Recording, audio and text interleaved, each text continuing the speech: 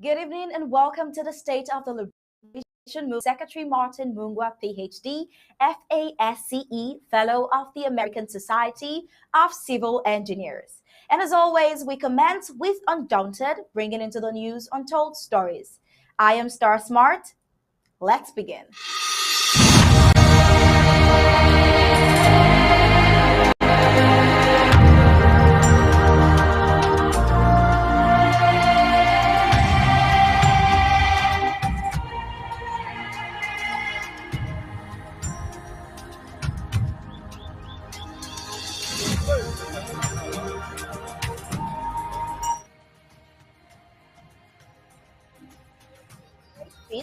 What can one say of a country that has been under one man's rulership for the last 4 decades?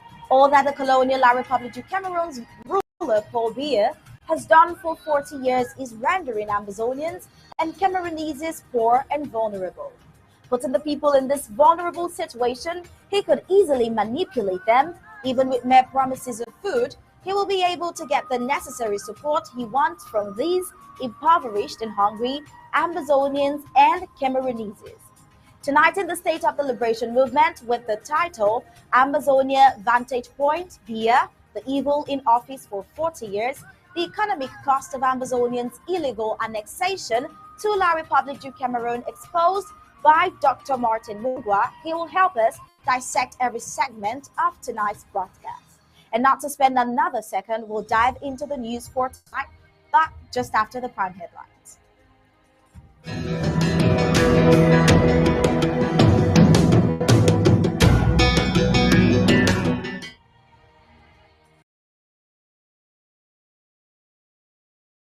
These are the prime headlines for today. Today we'll start with the story of millions of Americans already voting ahead of the midterm elections. Paul Biya's loyalists celebrate 40 years of corruption hopes dashed, even in Amazonia. Also today, we're going to be finding out the mind of an Amazonia on Biya's 40 years in power. Today as well, the Amazonia Vantage Point, the evil in office for 40 years, is a story that you will definitely be interested in. La République du Cameroon genocidal military continues to lay mayhem against humanity in Amazonia. Also today, we're going to be having the Liberation Movement with Secretary Martin Mungwa, PhD, F.ASCE, and the topic is the economic cost of Amazonia's illegal annexation to La République du Cameroon as it gets exposed.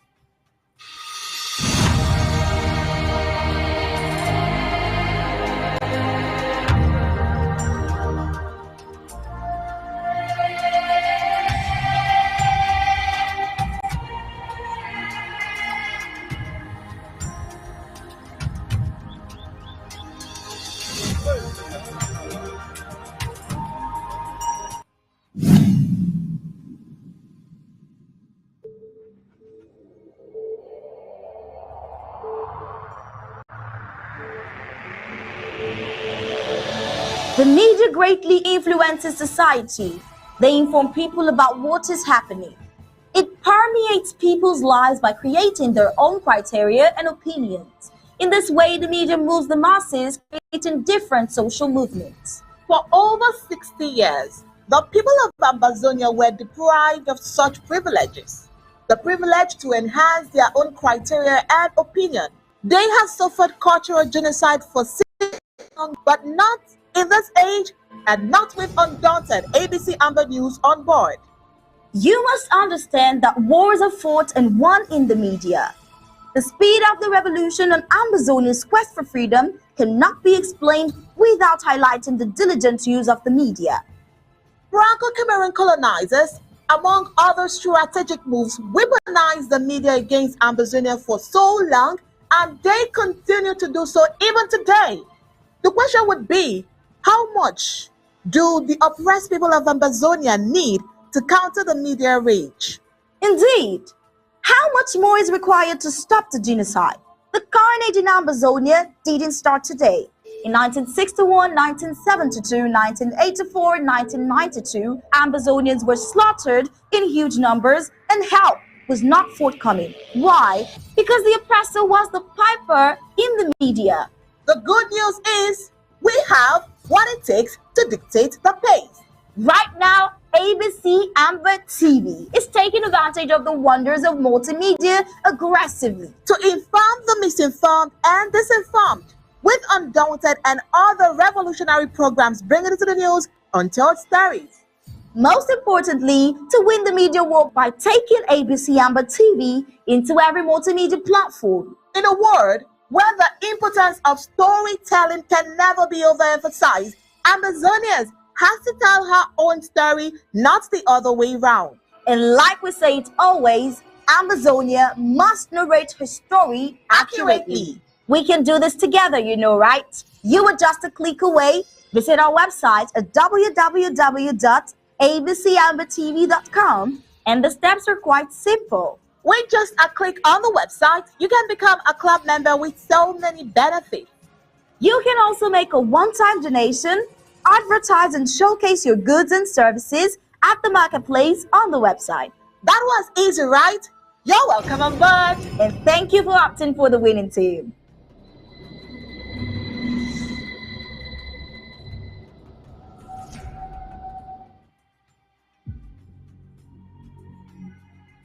We the people, ABC Amber TV, Ambazonia Broadcasting Corporation.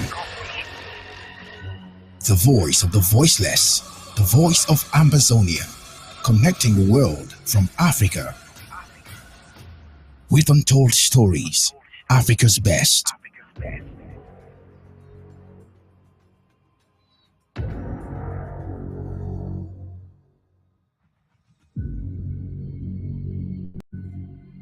We the people, ABC Amber TV, Ambazonia Broadcasting Corporation. The voice of the voiceless, the voice of Ambazonia, connecting the world from Africa.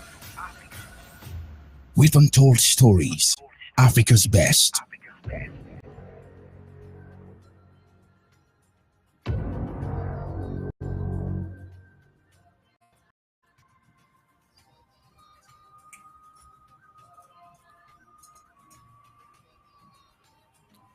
More than 40 million Americans have already cast early ballots ahead of midterm elections today, the U.S. Elections Project said. Early voting, which is also called advanced polling or pre-poll voting, is a voting process by which voters can vote before a scheduled election day. Now, this type of voting can take place remotely through postal voting or in person at designated early voting polling stations. The process is aimed at increasing voter participation and reducing congestions at polling stations on election day. While the U.S. midterm elections do not get as much attention as a presidential election, they are key to shaping the second half of a president's four-year term in office, this time Joe Biden. Truly, Joe Biden's presidential progress report the elections are taking place midway through his time in office as Americans vote to say if they are happy with his leadership or not. For Ambazonians, this is where we will begin the full briefings of tonight. And I am Onyi Balance. That's what is here as always. Good evening, sir. Good evening, Onyi. Good evening, fellow Ambazonians. On Sunday, Biden campaigned for Democratic New York government Katie Hochul, who is facing an unexpectedly tight race against Republican U.S. Representative Lee Zeldin. Another former President, Bill Clinton, campaigned with Hochul in Brooklyn on Saturday, along with Senate Majority Leader Chuck Schumer and New York City Mayor Eric Adams. And voters have already cast more than 42 million ballots in the midterm election as of Monday evening.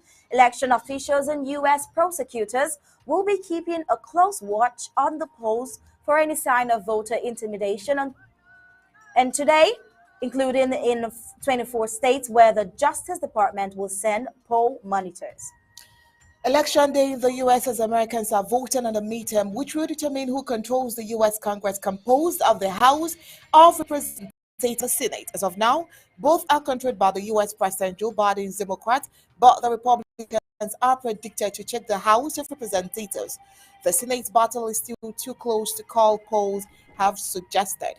For Joe Biden, the elections are crucial as losing either chamber would make the next 2 years very difficult for him as Republicans could attempt to block legislation that the Democrats wish to bring. The elections are crucial for former U.S. President Donald Trump as he said in his final rally that he will make a big announcement next week suggesting running for president again in 2024. Now, why is Ukraine nervous about U.S. midterm elections amid Russian invasion?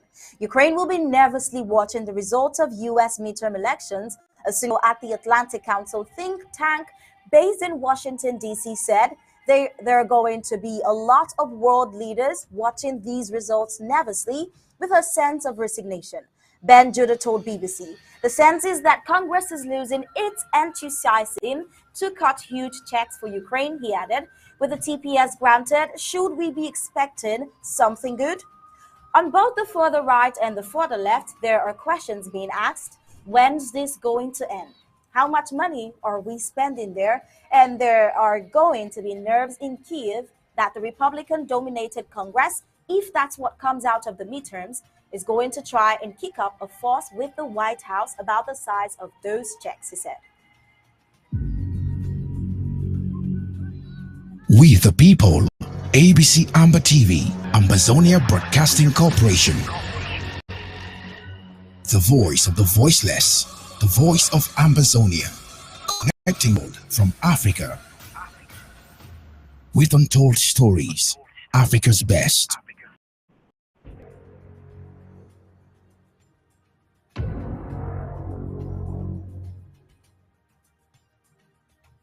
Zimbabwe and Uganda have launched their first homegrown satellites into space aboard a NASA rocket. Reports say Zimbabwe's satellite named ZimSat-1 was designed and assembled by 3 of the country's scientists who were supported and trained in Japan. Uganda's satellites, the Pearl Africa Sat-1, was also built by 3 of its aerospace engineers and hopes that it will be able to set up its own command station to manage it. Meanwhile, once in orbit, the 2 satellites will collect images to help support research into weather forecasting as well as monitoring border security and disaster prevention for their countries. Going back to a similar historic moment for the African nation of Ghana, NASA launched the country's first ever satellite, the GhanaSat-1, into orbit from the International Space Station on July 7, 2017. The CubeSat, built by a Ghanaian engineering team at All Nations University, was delivered to NASA's International Space Station a month before the launch. Now here's a video of this recent launch, the launch of the satellite into space, Uganda and Zimbabwe.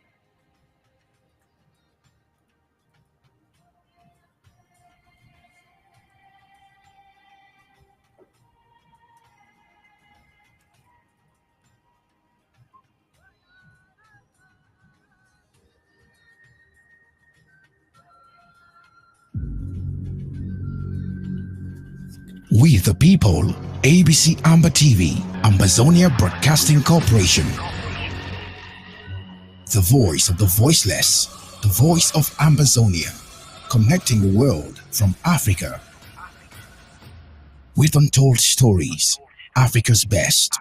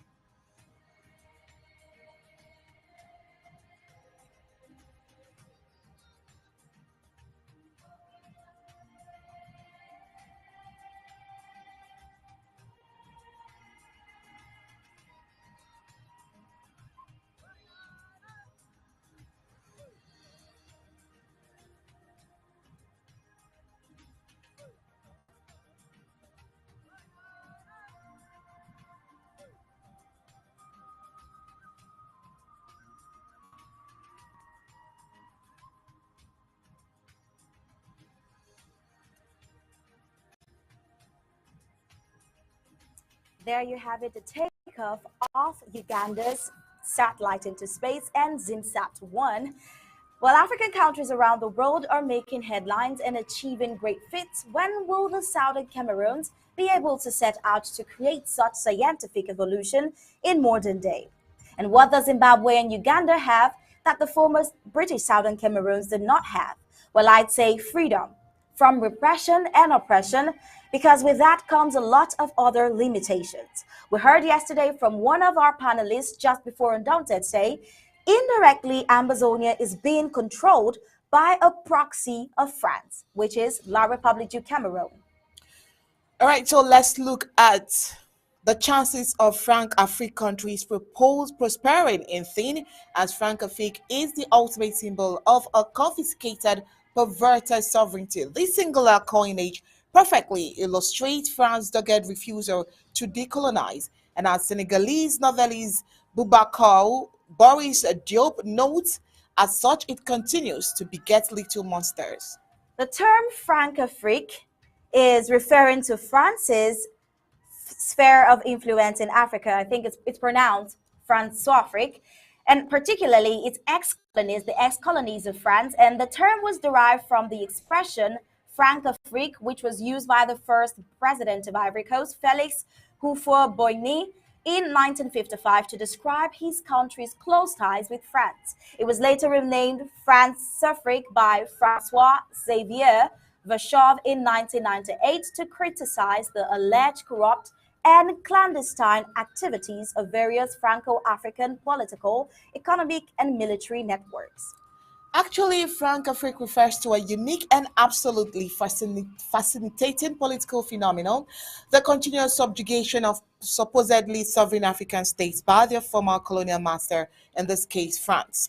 With this including continuous exploitation, how can one expect these countries to thrive?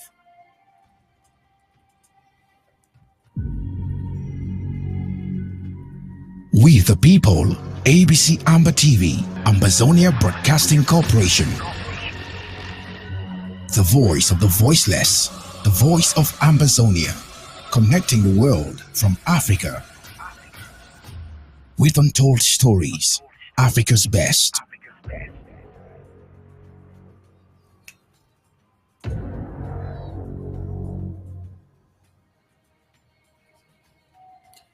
Sardine and bread has been the bait that the 40 years President Paul Biya of La République du Cameroon has been using to catch supporters for himself and the Cameroon People's Democratic Movement (CPDM) party. The number of those who showed up on Sunday, November 6, 2022, to celebrate the 40 years of La République du Cameroon ruler Paul Biya's presidency in CPDM party fabrics were just out there because they were hungry and needed to eat. All what the colonial La République du Cameroon ruler Paul Biya has done for 40 years is rendering Amazonians and Cameroonese poor and vulnerable. In this desperate situation, he will easily manipulate them just with the promise of a cup of sardine and bread. He will be able to get the necessary support he wanted from those impoverished and hungry Amazonians and Cameroonese. How on earth will a so-called leader of the people decide to make the same people he was supposed to better their lives miserable? Now on Sunday, November 6, 2022, celebrations ended in a fight over food among sympathizers of the CPDM party, and this makes Paul Biya 40 years as president of La République du Cameroon. He was sworn in the same day in 1982. It was therefore a day set aside to celebrate his stay in party by government officials and militants of his party, the CPDM party.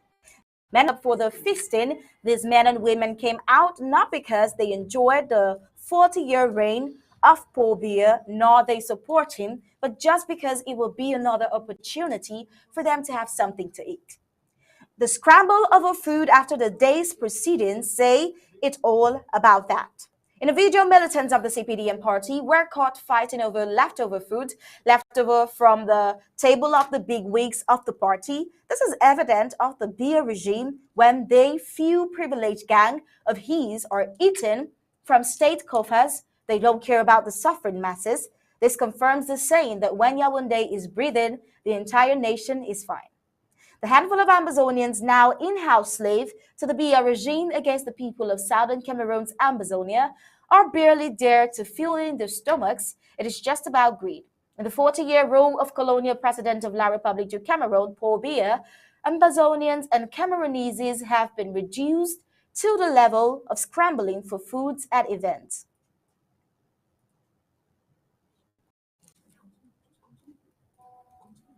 Now, moving on to our next story, Paul Biya's loyalists celebrates 40 years of corruption and hopes are dashed even in Amazonia for some. On his ascension to power, Biya pledged a new deal to restore integrity and eliminate corruption, rigor, and moralization. But behold, those promises and pronouncements were dead on arrival. Biya ushered in embezzlement of public funds as this syndrome exploded from the mid-1980s just as he stepped into office. He made the nation's only political party, Cameroon National Union (CNU), in his image, renaming it the Cameroon People's Democratic Movement (CPDM). Boasting that he brought democracy, he packed his administration with people from his ethnic group and drove a solvent economy into insolvency. His policies targeted and undermined groups like Bamilekes, Ambazonians, and Northerners. He changed the name of the country from the United Republic of Cameroon to La République du Cameroon, a clear indication that Ambazonia concerns did not matter. By reverting to a name before unification was an act of secession, as he single-handedly made the union irrelevant on taking power on November 6, 1982. Biya's first outing was in Bamenda in April 1983, where he lied loud and clear that he was personally going to supervise the ring road. Today, 40 years after, we are asking, where is the ring road? Bamenda, Kumbo, Nkambe, Wum, Bamenda has remained a nightmare 40 years after, and when one adds 40 to Ahijo's 21, arithmetically, Ambazonians have been fooled for 61 years. CPDM stalwarts have sneaked into Ambazonians town like Bamenda, Boya, Bangam, and Kembe, and others to endorse Biya's 40 years of what you can say is incompetence, corruption, laissez-faire, embezzlement, and arrogance, led by the CPDM Secretary General Jean Cote. Speakers at the event highlighted what they thought were Mr. Biya's achievements. Indeed, his appalling failure over the last 4 years, or 4 decades rather. Meanwhile, there is a video of the cake used for the celebration in Bamenda. Let's have that video. We see the foundation, we know the foundation of the country, that is through the natural president of the CPDM, who is the president of the country. It's through the CPDM, which we see here at the base, that gives him the support for him to go ahead to be doing what he's doing. And of course, for what? For the national country, for Cameroon, we see the flags, the green, the red, the yellow, and of course, we don't forget even the star, which we have for unity, because it's a very important day that we all remember the unity where we are all behind him on this 40th anniversary. And of course, that is the 40th anniversary of his accession to the supreme magistracy of this nation, which we are celebrating no other than President Paul Biya, who is at the helm. And of course, we know behind him there's a woman that supports him, Madame Biya. So today is the day that we're celebrating, and we're thinking of all of them.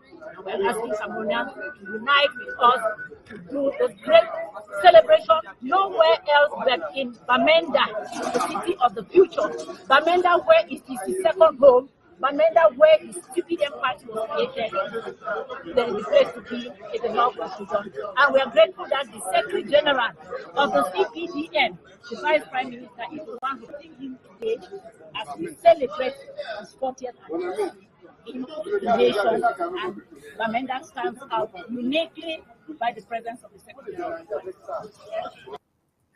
The people in charge of these various mobilizations are very much driven by the logic of clientelism, as each tries to show his allegiance to show a lot of fidelity and loyalty to the old monarch, as you saw in the video of the lady talking about the cake. But Cameroonians cannot be fooled.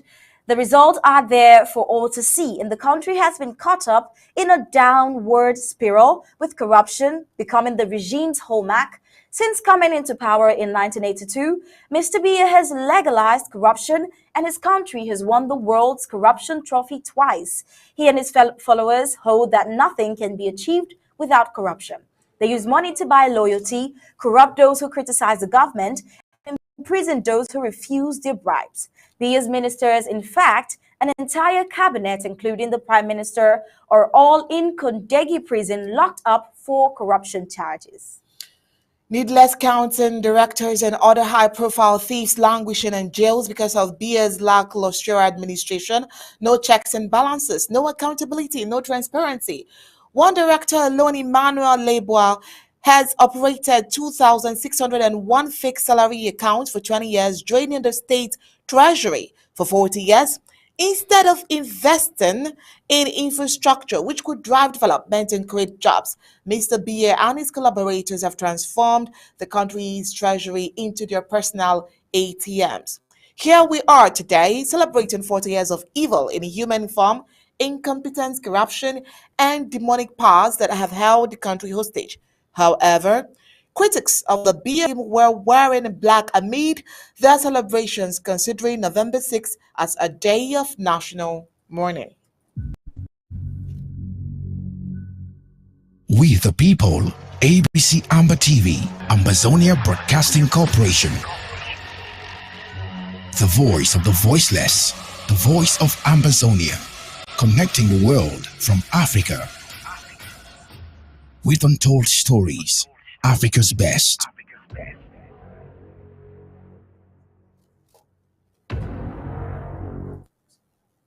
Still on Paul Biya's 40 years in power, he was sworn in as president on November 6, 1982 to November 6, 2022. Now, it makes that exactly 4 years, right? Now, this is a period that has retrograded the people of Southern Cameroon, Ambazonia, and their institutions backwardly. Statistically speaking, Ambazonia has no positive testimony of the 40 years of Paul Biya as president, but of pain, misery, hardship, and you can add frustration. Institutions that existed in Southern Cameroon before November 6, 2022 no longer exist. The Biya regime has grounded them all, with some just being a shadow of themselves. To the people of Southern Cameroon, the 40 years of La République du Cameroon ruler Paul Biya are wasted years.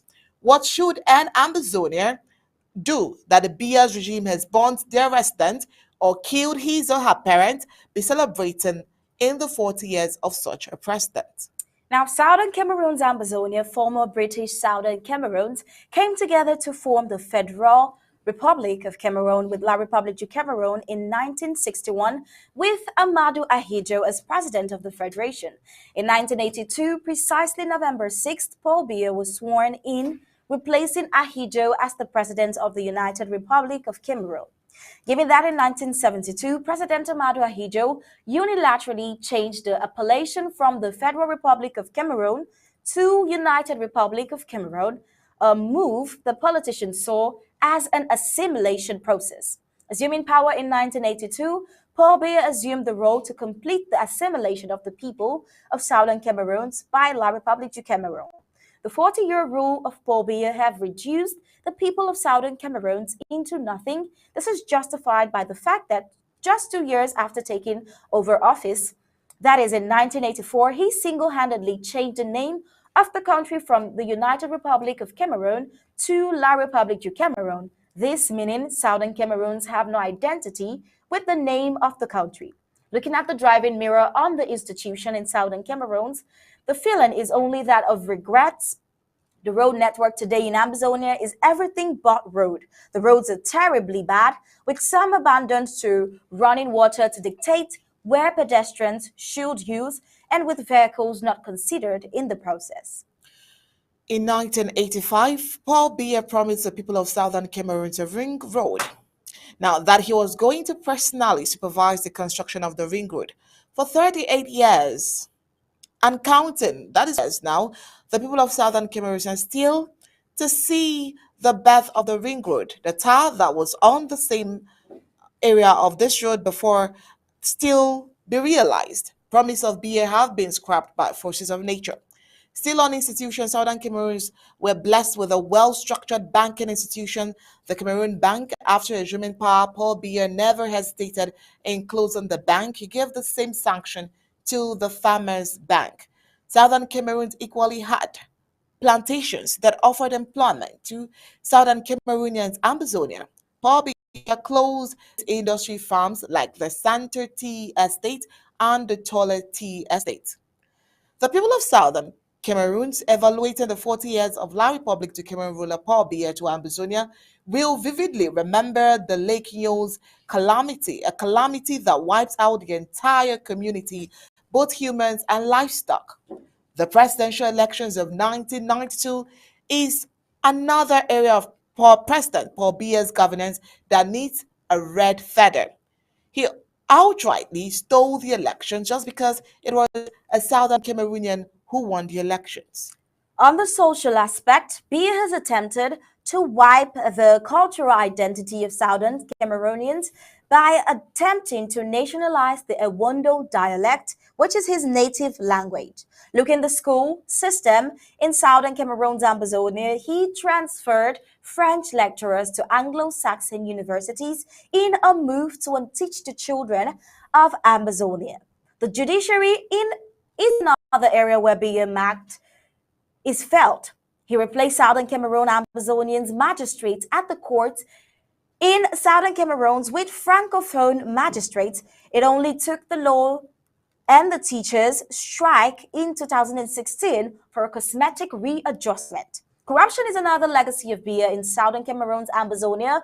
Within his mandate, Cameroon has emerged twice as the most corrupt country in the world, 1998 and 1999 respectively. In the 40 years of Biya, the 40% of Cameroonians live below the poverty line World Food Program rating.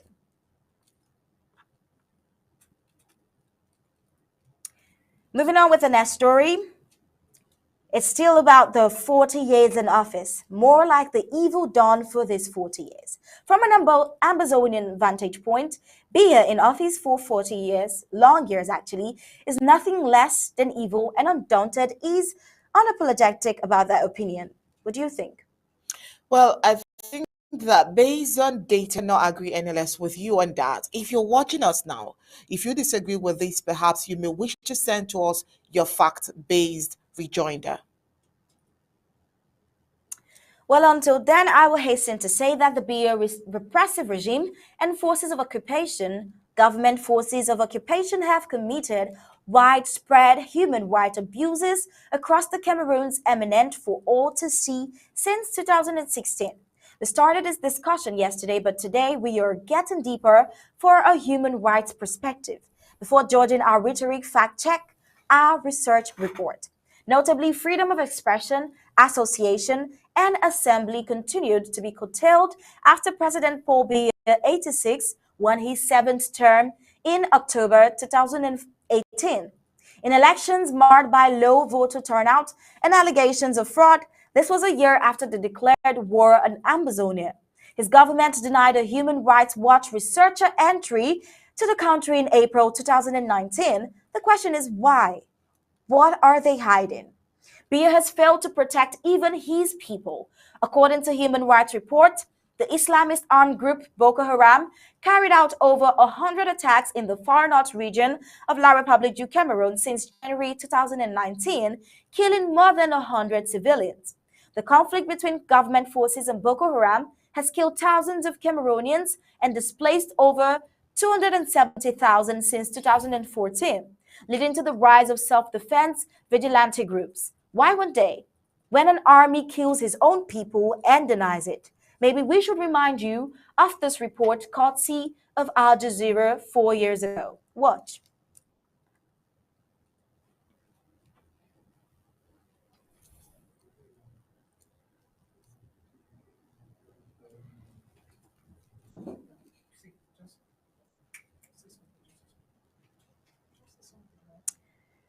All right, we'll get back to the video later. Currently, it's unavailable at the moment. But then, From the video, we saw some very factual truth said, courtesy of Al Jazeera. All right, we'll have the video now. 2 women and a girl marched along a path by men in uniform, said to be similar to those worn by some serving in Cameroon's military. One of the women is carrying a baby on her back. Then in a clearing, the group is to sit. A man can be heard saying, "You are Boko Haram, you are going to die," before the men point their weapons at the group. Then gunshots are heard.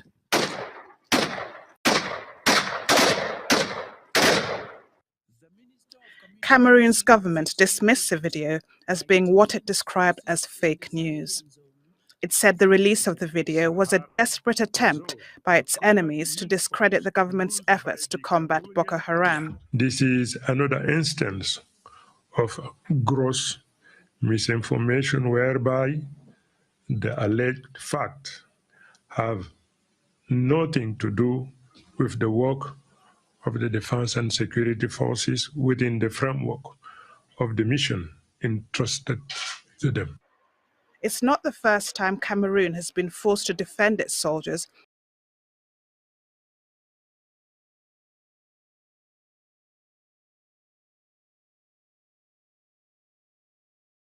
Boko Haram. It went on to say that security forces continue to arbitrarily arrest individuals accused of supporting Boko Haram, often with little or no evidence and sometimes using unnecessary or excessive force. Those arrested were frequently detained in inhumane, life-threatening conditions. The military rejected the findings and said its members respected human rights. Cameroon's troops are fighting armed groups on 2 fronts.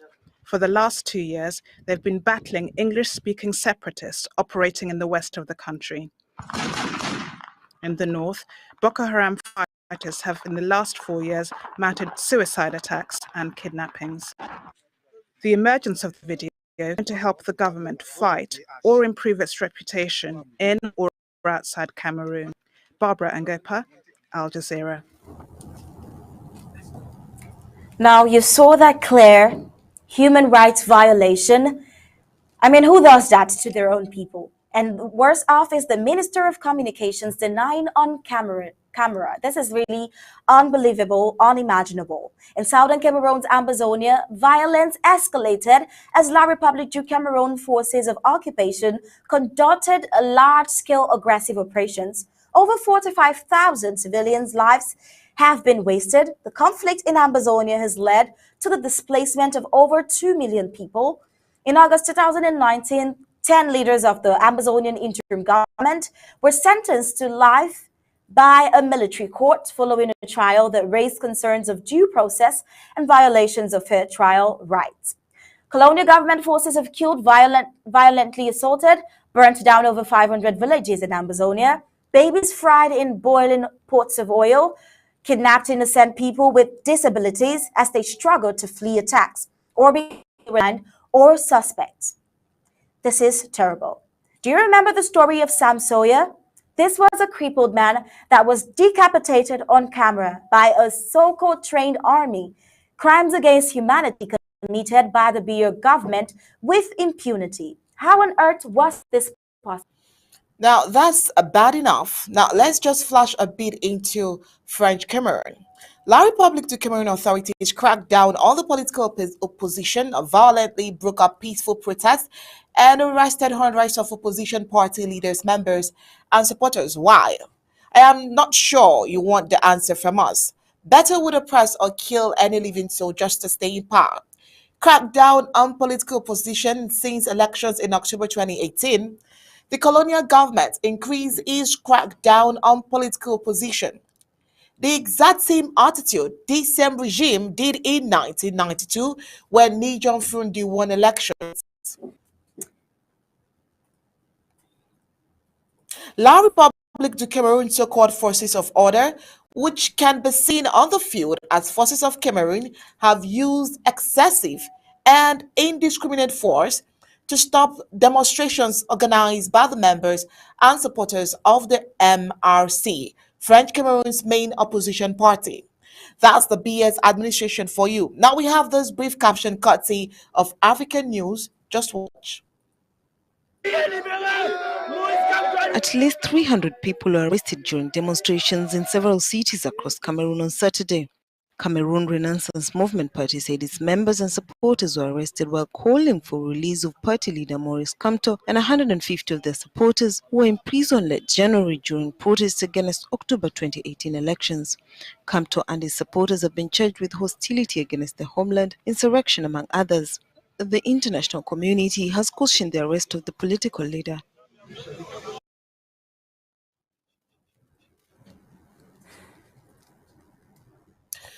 Well, that's definitely not a fabrication of Undaunted, right? Now, in January 2019, MRC leader Maurice Kamto and some of his closest allies were arrested with another 200 MRC members and supporters after they held countries-wide protests. A trial started in August as they remained in detention on politically motivated charges. On April 5th the same year, the Colonial Ministry of the Territorial Administration issued a press release banning a week of demonstration planned by the MRC, accusing the party of destabilizing the country. Between June 1 and June 2, 2019, at least 350 MRC members and supporters, including its vice president, were arrested across the country after they tried to hold demonstration. On September 25, 2019, gendarmes arrested Abdul Karim Ali, an Amazonian activist. Abdul Karim was detained at SED and denied access to a lawyer for 5 days. He was released on November 1, 2019, but has been rearrested, and as we report, he is yet in captivity. In November 2019, authorities banned 3 MRC meetings in the cities of Abolowa, Yaoundé, and Douala, defying the meeting ban. Hundreds of MRC supporters gathered in the capital of Yaoundé on November 2, 2019, before anti-riot police violently dispersed them. Police severely beat and injured at least 10 demonstrators. 33 MRC members and supporters were arrested but released the same day. You would want to ask, like, what are we doing now? But why? To what end? Is this democracy? How on earth is this possible in the 21st century?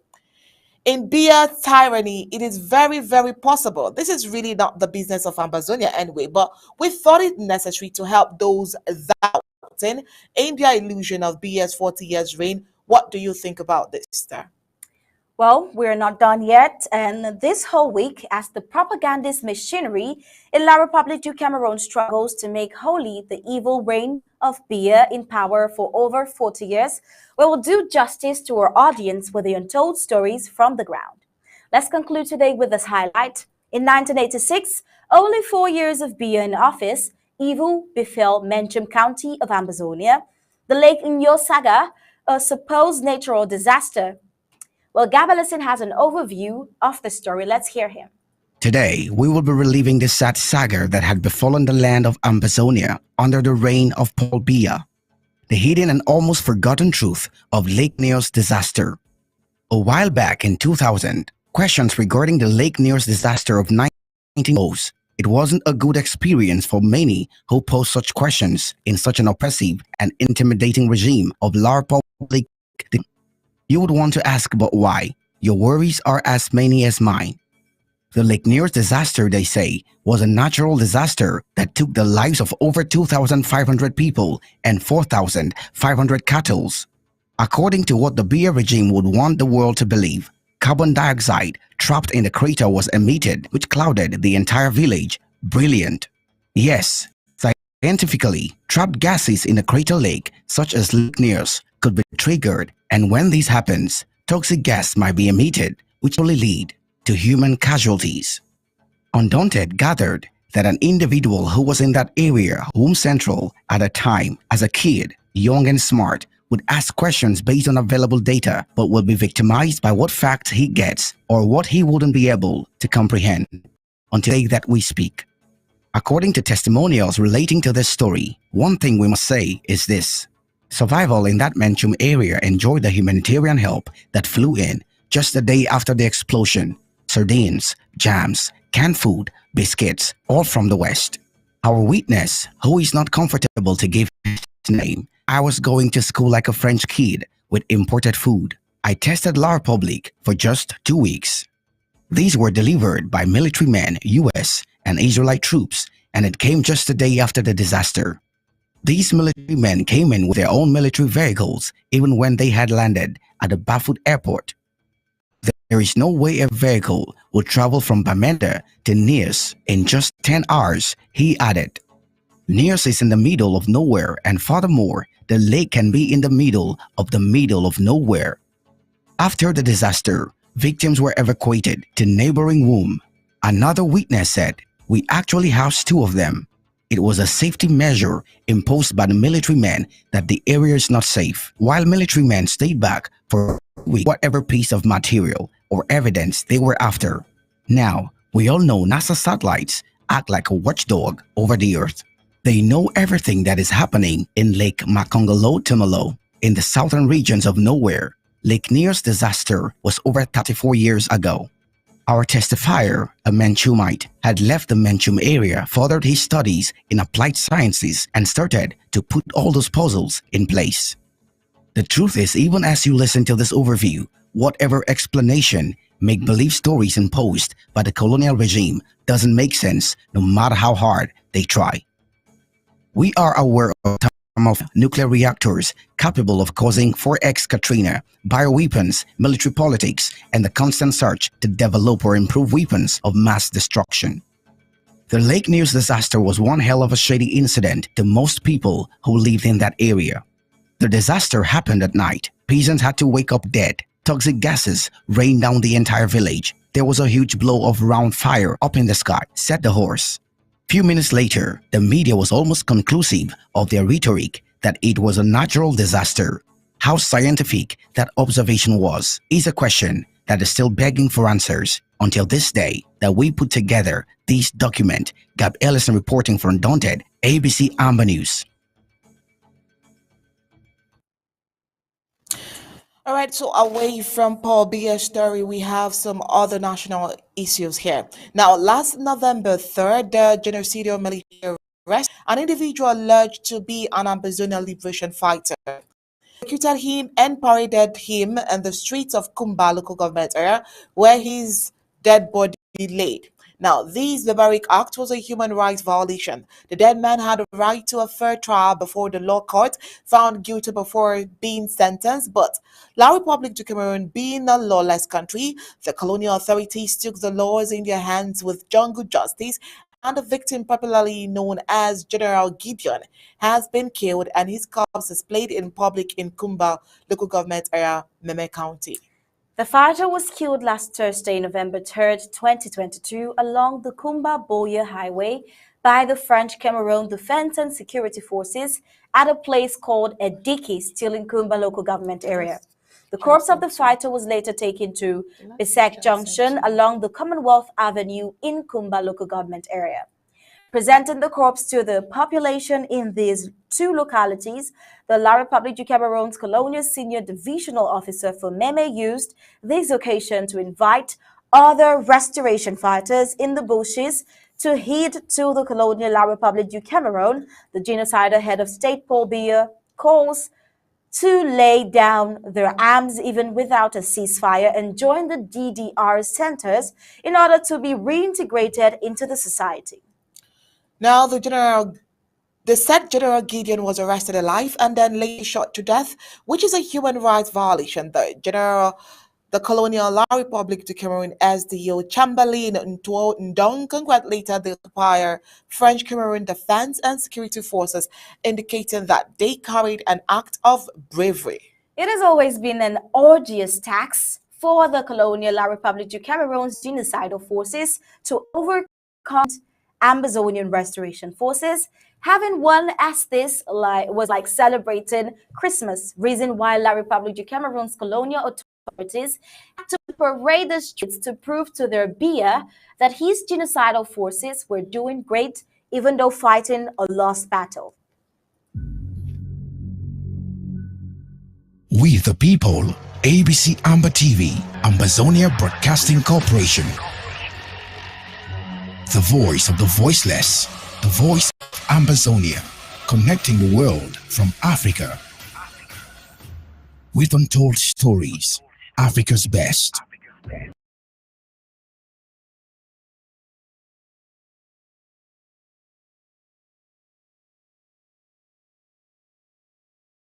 Special announcement from the Ambazonia Restoration Forces. We need you to have it. Today, now Monday, when number 70 for inside this month of November 2022, na me Gerald Fire of the Vipers of Mungwa, the spokesman of the ARF and the Ngokotunja County host. We the ARS of Ngokotunja to bring out this audio for una today. And for make some of una way una be confused whether struggle to go up or to go down, some of una struggle for understanding with the past.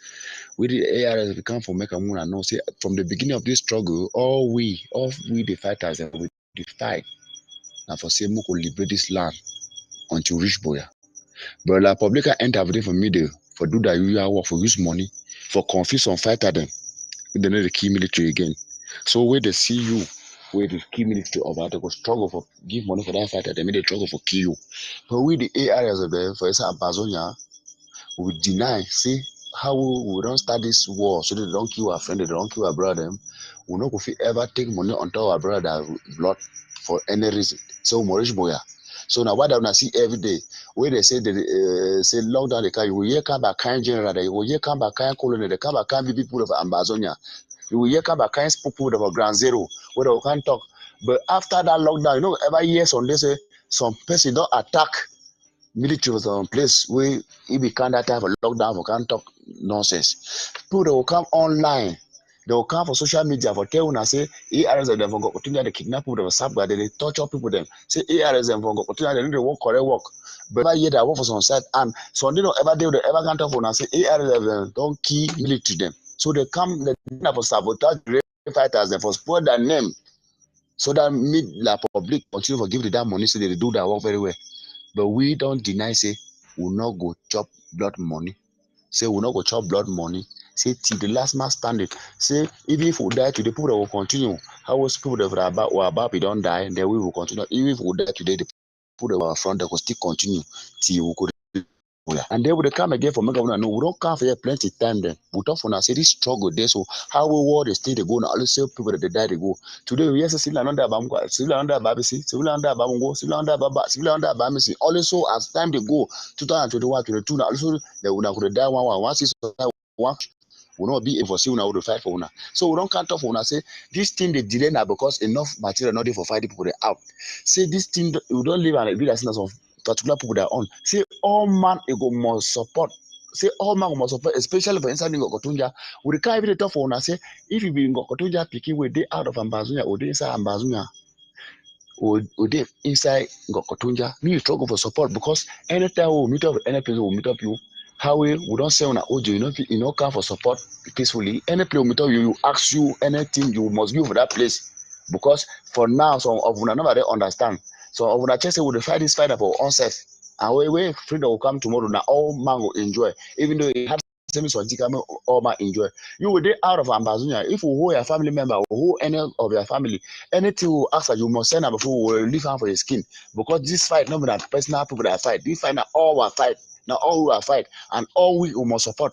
We don't mind whether you call we say the kidnappers and say we will be waiting. If we go dig na toilet, if you for go work now, move na shit for get money, we go buy weapon there for send the people out. Move our people them, make Ambazonia be free. We the ARS of Ngokotunja will go do them.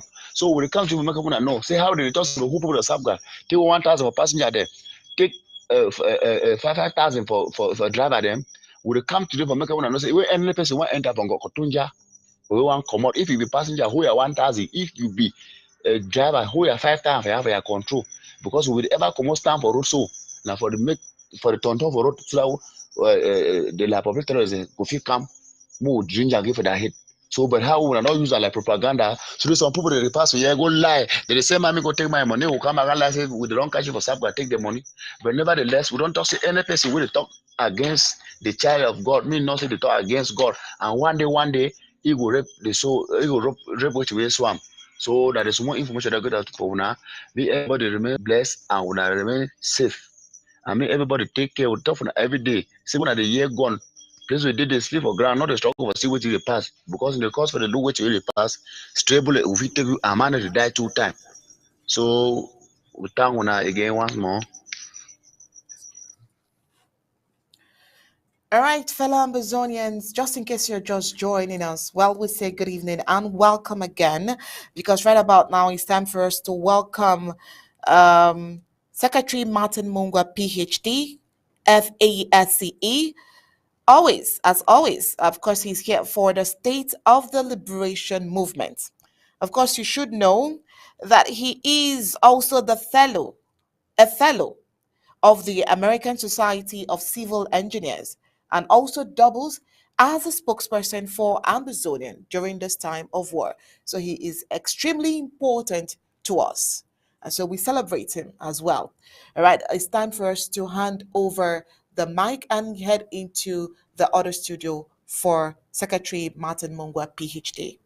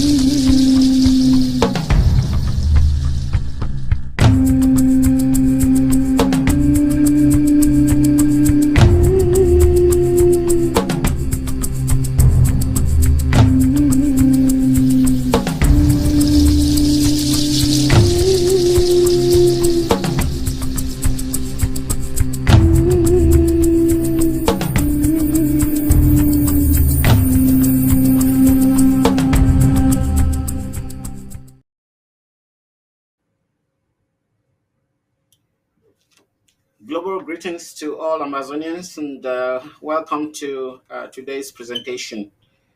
The subject of my presentation today is the opportunity cost of the failed Cameroon Federation to the people of Southern Cameroon's Ambazonia. Dear Ambazonians and members of the international community, last week we talked to you about Mr. Paul Biya's monologue in Quebec, the genesis of the status of Quebec as a French-speaking place within the bilingual French-English-Canadian Federation. Canada is a beautiful country and a place where the obligation to serve the Canadian public in either French or English is an obligation on public officials and not ordinary citizens. Canada is not a place where public officials seek veneration or a place where one subculture seeks to dominate the other. To paraphrase Le Monde newspaper edition of January 24th, 2017, Canada is not a place where the presidency itself distills a policy of anéantissement culturel to wipe off one colonial subculture and replace it with another colonial subculture through decrees and administrative measures. By going to Canada for a monologue, Mr. Biya hoped to steal another country's clean robes to cover the rot he has created in his own country. The war Mr. Biya declared on Ambazonia in 2017 has been on now for 5 years and counting. In this period of utter destruction of our homeland, there has been no debate in the House of Assembly, no debate in the Senate, and no debate in cabinet, and no debate in state media. Incidentally, as Mr. Biya's sycophants celebrate the 40th anniversary of the killer occupier of Ambazonia this week, Mr. Biya himself is nowhere to be found. May justice prevail in the mighty name of the Lord. This ongoing war of Ambazonia, independence, this ongoing war of Ambazonia independence from La République du Cameroon is a monopoly for Yaoundé career politicians and the presidency of France, subject to the December 26, 1959 Cooperation Accords. The affirmation that Paris is involved arises naturally from the actions of institutions under the French state. For example, when our former president Julius Ayuk Tabe and his cabinet were illegally captured in Nigeria and illegally moved to Yaoundé, it was the French press owned by the government of France which gave accurate information on the matter. We drew our conclusions. This week, we promised to talk about the opportunity cost of a failed federation with La République du Cameroon from 1961 to today.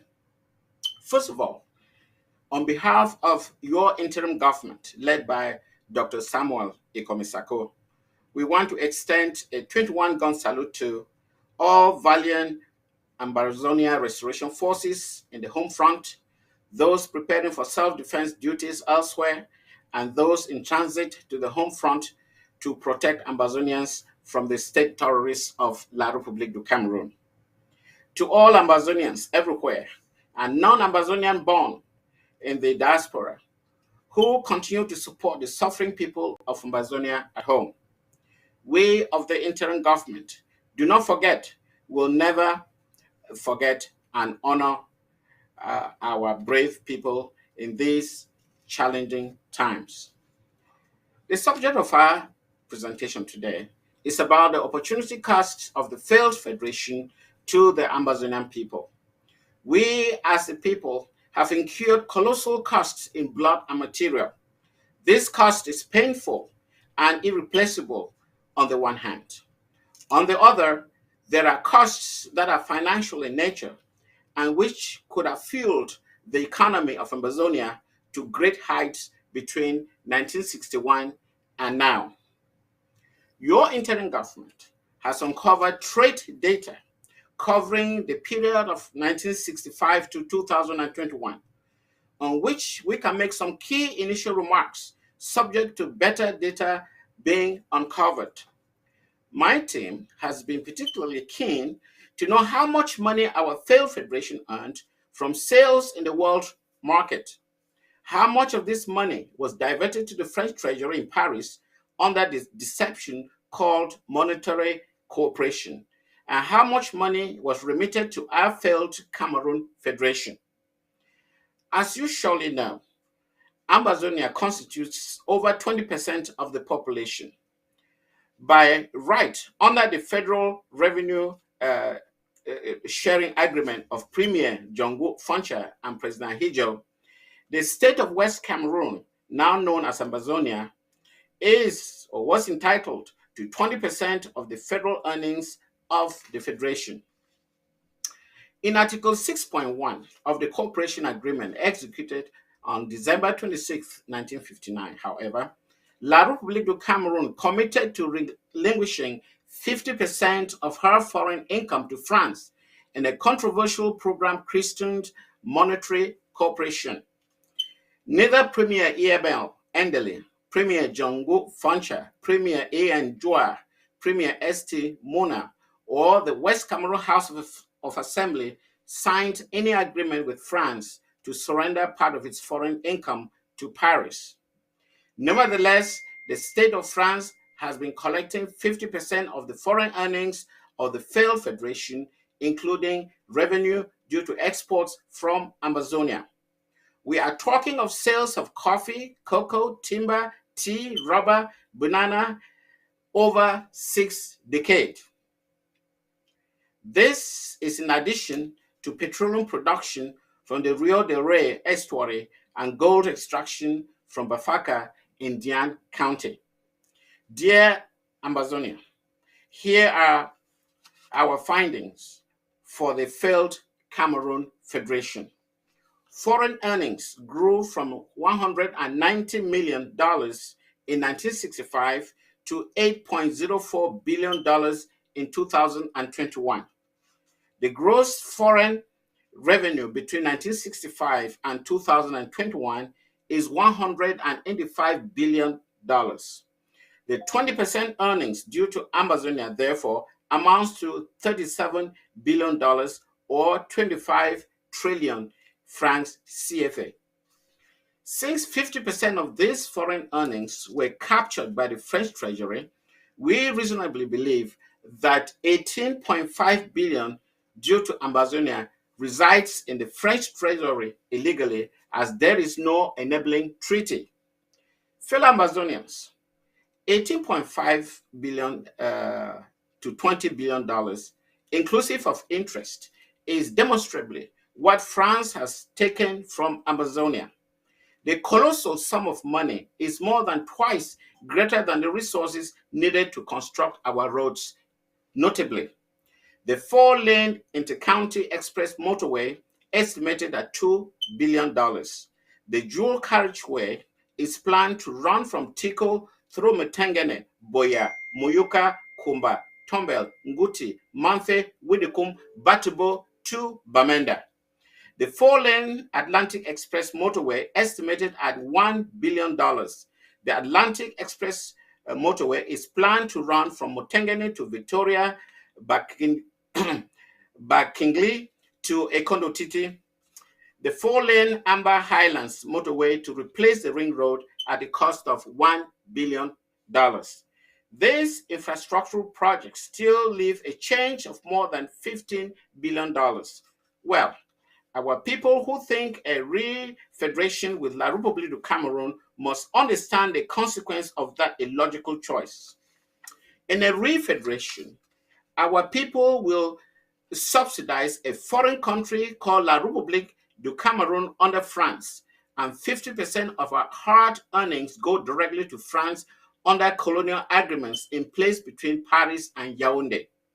France never colonized Amazonia until her present efforts to enlarge France-Afrique by annexing our country, which we resist fiercely. Another complication of re-federation arises from perception as a hindrance to foreign investment in our country. The more powerful economies of this world, including France, are fierce competitors to each other. Since La République du Cameroon surrenders 50% of her foreign revenues to France, there is no way for foreign countries to invest there and avoid appearing to subsidize their trade with rival France. Talk about helping your rival France through the back door that La République du Cameroon has created and sustained to date. Our good people of Amazonia, thinking of re-federating with La République du Cameroon, need to come to their senses. The infrastructural projects we listed earlier barely touch on the opportunities that our people have lost. At this time, your interim government is still researching and welcomes inputs from the public. Your interim government stands for a free sovereign state of Amazonia, the 55th member state of the African Union. This will go, then we will, I'm sorry, the will to get to Boya belongs to us all and is not an inclusive property of the interim government. Long live the Federal Republic of Amazonia, short live the revolution, and the Almighty God willing. Thank you, and over to you.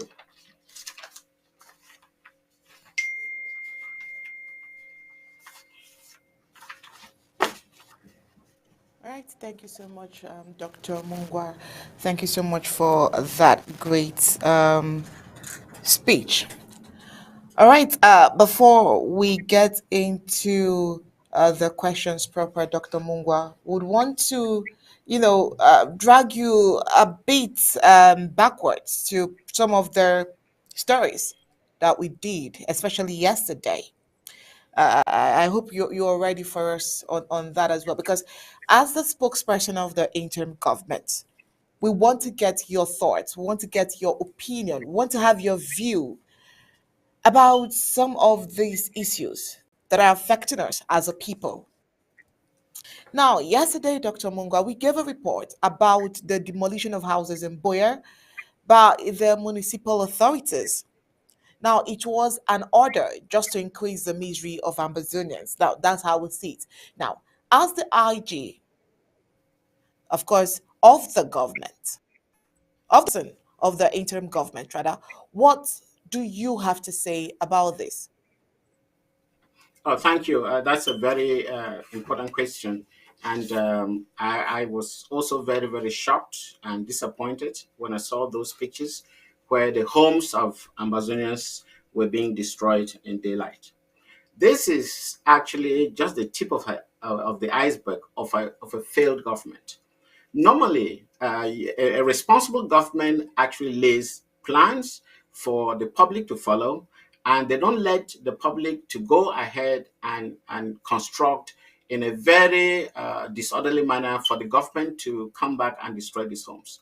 The question simply is, what has the government been doing for 40 years that is only now that they think that cities have to be planned in a particular way? These are all the consequences of an irresponsible government. People who are in government and they care less about the safety or the the social standing of its population. So, of course, when you see something like that, it's an afterthought, which means that they had no plans whatsoever for that city and any other aspect of human endeavor in the country. So it is just a consequence of a failed government, a consequence of a government that doesn't take full responsibility of its actions. In Amazonia, under the interim government, we will have a clear plan on policies, not only on human settlement, but even on road construction even within the city. We will be able to put out a white paper on what will be the standards, even for naming roads, okay? Roads, avenues or streets, and what will constitute an avenue, what will constitute a street, and how this the configuration will look like. We will have strict white paper to explain it to the public, design offices, to engineers, to architects, so everybody understands. So it is not something that will just let the public go ahead and construct in areas where may actually be dangerous just for the government to come back and break these homes. So the policy from the interim government on such activities will be very clear. I hope I've answered the question. Over to you. Sure, you always do, Dr. Martin Mungwa. Well, from your communique, you also talked about the Francois-Afriques, and from our reports tonight, we believe the chances of Francois-Afrique countries prospering to their much capacities is thin due to the continuous exploitation by their former colonial masters. What are your thoughts about this? You mean the policy of France Afrique to countries? Yes, I mean I think we've actually said that, explained that to Amazonians in various form. Now let me make it very, very clear. In France Afrique countries, the French-speaking countries in Africa, they have signed an accord which requires them to surrender 50% of all their exports, sales to France. In other words, these countries are actually funding the French treasury or the French economy. Can you imagine in a situation where these French countries go to the world and say, oh, we need help. We need help to grow our economies. Of course, these people understand that when they grow the economies, 50% of that money is going to go to boost the French economy. Why would they do it? So it is a hindrance to growing the economies of French-speaking African countries. And therefore, we are saying as Amazonia, this is one of the roadblocks that we don't want to join these people. You cannot join a country that has already surrendered its economy to a foreign country. And that's why we call La République a vassal state. Okay, I hope I make that very clear. Just imagine you have two friends, both of you are businessmen, but it so happens that when you do business, on the one hand, your friend surrenders 50% of profits to another country. How would you want to do business with a person like that? It is obvious that that person cannot come to you in honesty to do business, because whenever he makes any profit, he surrenders 50% to another person. So we are saying here that many foreign countries will not have an interest to invest in La République du Cameroon, for the simple reason that when they inject their money into the La République economy, whatever profits they make, they surrender half of it. So they are literally or indirectly fueling the French economy. And for that reason, many countries are not interested to invest in La République du Cameroon. Secondly, the currency of La République, which is the franc CFA, is actually tied to the French franc or eventually to the euro, which means that when the dollar goes up and down, in fact, it really affects us, because it affects these French-speaking countries, because since the economy is tied to France, you may not be able to regulate your local economy, because most of the technological components that we buy around the world, more than from 60 to 80% come from America. So if you are not able to regulate your currency in order to favor the flow of technology to your economies, you'll be stuck in a situation where your cost of production will be extremely high, because you are only tied to the economies of Western countries, or Western Europe, or France in particular. So you cannot be able to manage your monetary policy. And that's one of the reasons why Senegal tried to attain food self-sufficiency by investing in the cultivation of rice. Rice is a staple food in the entire West Africa. But because of cheaper exports from China, from Thailand, because of their currency was linked to the French, to the euro, their cost of production was so high that it was still cheaper for businessmen to buy rice from Thailand. And as a result, the local rice industry collapsed, and they could not attain food self-sufficiency. These are all the elements that we believe we have to get out of this franc zone in order to be able to handle our currency and to manage our economies. I hope I've made that very clear. Exactly. These are so Over to you. factual. These are so factual. Dr. Martin Mungwa. All right, Dr. Martins, thank you so much. We as a people, we are emphatic when it comes to saving lives, and that is why we want our own government. Now, a story in our bulletin yesterday talked about sporadic shooting in Bamenda, just aimless shooting. And as a result of that particular shooting, a young man who was just in front of his shop, who came out to just earn a living, was taken down. Now, this has gone round, and I think that as it is right now, it is highly audible to the deaf that La Republic du Cameroon is out there to kill every Ambazonian, because I'm just imagining someone goes out there to earn a living, something that the government can't even provide at the moment, and then he goes back home as a dead person, as a corpse. What is your thought on this? And how can the young men act differently from now on, because they need to hear something from elders like you? A sporadic shooting of this nature is not uncommon in a crisis like ours. And it is a very, very unfortunate situation.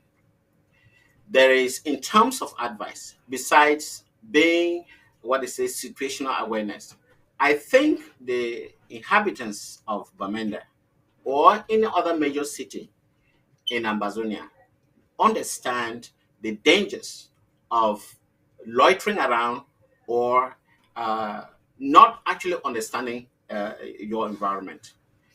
But situational awareness, I think I've used this terminology before. I think it's something that we have to sort of train ourselves to be always extremely vigilant. I cannot say anything more than this. We just have to be vigilant and to be careful, whatever we have to do to make sure that we feel safe, or we try to make sure that we are as safe as possible. There isn't a magic solution that I can come up here and tell Ambazonians this is what you have to do. The enemy is out to get us. And I think the best we can do is to keep your ears open, understand when the enemy is in town, and be very careful what you have to do. It is, I mean, situational awareness, again, is something that is very important. I think there have been situations where when the talks are coming to town, people like whistleblowers, they let everybody know, even right here, I get information on the movement of these talks. It is something that uh, everybody has to be aware of the movement of these stocks. And it is important that such pieces of information must be shared as widely as possible. And I believe ultimately, as I said, situational awareness is the best I can say right now. And I hope, and I really hope and pray that our citizens are very careful in what they do on a daily basis. Over to you. All right, thank you so much, Dr. Martin Mungwa. Moving on with our reports for today, we believe you have something to say in the light that in the 40 years in office celebration that happened on Sunday, we saw CPDM sympathizers scrambling for food. Personally, we think it is an outright show of the misery that Paul Biya has put the people in for all these years. But we want to see it from your perspective. What do you think about this? Well, absolutely. I think you just nailed it. You nailed it. It's 40 years of misery. If you can imagine, uh, adults, even civil servants, they are running to get free bread and sardine. What does that mean? It's absolute desperation. The government is there to improve on the living standards of the population, but Biya has done the reverse. He has made sure deliberately that the population should depend on him, and therefore the whole experience of life is about survival. It's about survival, and that has been the motto of Biya when he came to power. The modus operandi of this man. He is, I mean, the worst head of state that has ever existed in La Republique, and I believe probably in the sub-region. And it is very shocking that you have university professors like Professor Chinje, Ofi Chinje, and others. I mean, it's as if they are living in an alternate universe for all the accolades that they are throwing on beer. Somebody they have not seen in a very long time. And yet, if you ask these individuals, how did you get to Bamenda? Tell me, which road did you use? And try to explain to us, how was the state of that road 40 or 50 years ago and today? What is the difference? Has there been any market difference? You discover that, I mean, you wonder whether these people are actually living somewhere else and not in Amazonia. It is very unfortunate that people will see the truth and tell lies to the extent that it is even embarrassing to a toddler. Sorry. Over to you. Sorry about that, Dr. Martin Mungwa. Okay, all right, thank you. So moving on with the next thing on our mind, looking at another important report we had today. We got reports that Zimbabwe and Uganda made a launch just yesterday, a satellite into space. They sent a satellite into space. And, like, owing to the fact that this whole chaos, the education sector has not been effective due to the turmoil and war happening in Ambazonia due to the civil unrest and insecurity caused by the war Paul Biya declared in Ambazonia. Do you think we can be able to achieve such feats in any near future?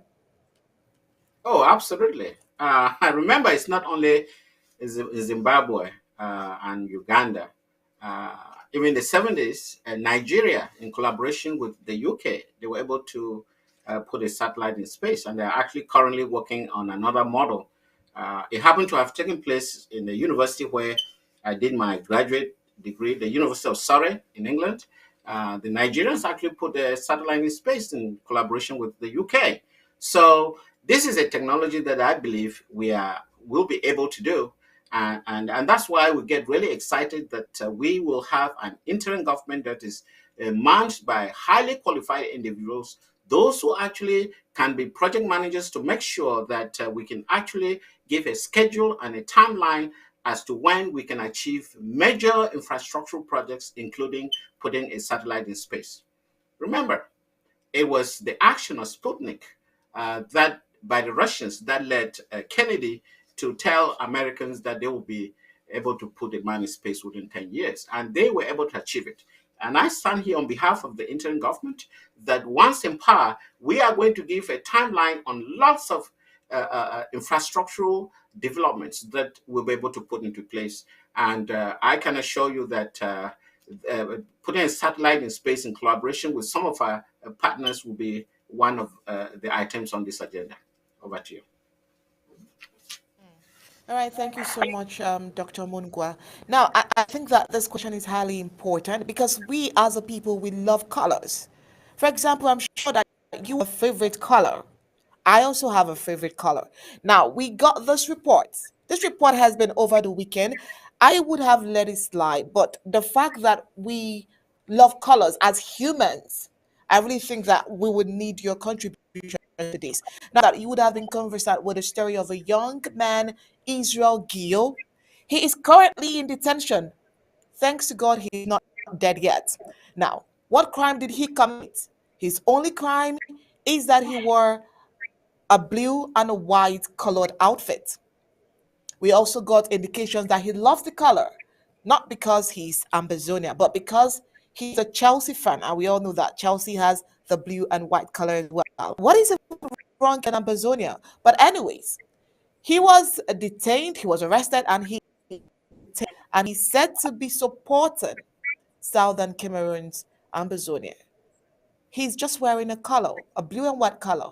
But it seems like wearing that is a huge crime and people are going for it. Would you, as the spokesperson of the interim government, tell the young persons in the home front not to wear a blue and a white color just so that they don't get detained? If not, what would you rather say at this point? I think we have to be, obviously, the life of Amazonians is far more important than anything else. I think we have to exercise a discretion, trying to give a reason to La Republique Talks to arrest us or to get rid of us. It is, I can understand that love of our flag. I can understand that love for blue and white. I happen to be a fan of blue as well. I love blue things. So you can imagine, how that feels for a young man like that. I would say that they really have to be very discreet. There is absolutely nothing for us to gain parading the streets of Amazonia with blue and white. I will personally, on a very personal note, advise people not to do that. If that will only lead to you being killed or arrested, don't do that. We will have enough opportunities to have our white and blue when we gain our sovereignty. So I strongly suggest that you should be very discreet. You don't have to be running down the streets wearing blue and white. And that's my view on that. And I would like to make Amazonian, let them understand that the Amazonian flag will be a property of the people, which means that you have a right, when we have sovereignty, you can run around with an Amazonian flag on your car. It doesn't have to be a government car.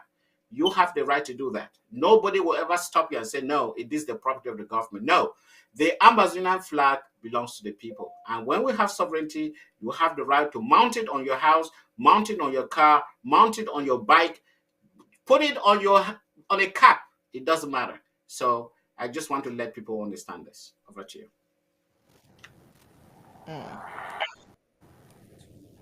I was going to ask that. So it doesn't matter what if they are supporting probably a football club, but just because of the perception, they avoid wearing blue and white. I just wanted you to emphasize That's on correct. that. That's But I correct. think I you have mean, one too.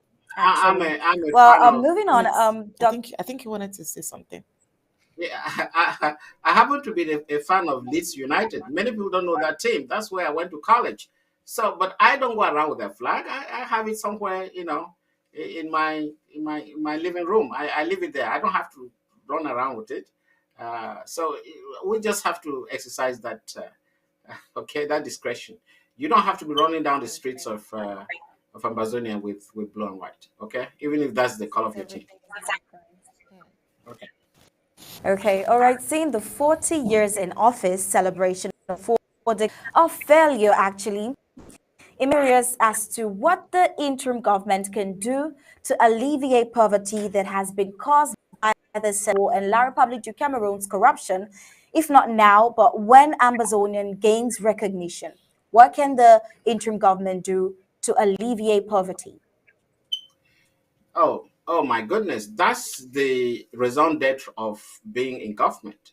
Our role in government is to improve on the standard of living of the population. And I think I've mentioned this on several occasions. That when we get to power, within the first 5 years, you are going to see a significant difference in the standard of living and the economic output of Amazonia. We are serious about this. And that's why I answer every question across the board, whether in terms of infrastructural development, whether in terms of town planning, or how we are going to deal with agricultural production and so on. All that we have a blueprint for it. So it is not a joke. If we are not interested in improving on the lives of Amazonians, then we have no reason to be in the interim government. If I'm not interested to uplift the lives of Amazonians, I will leave the interim government. So what's the point?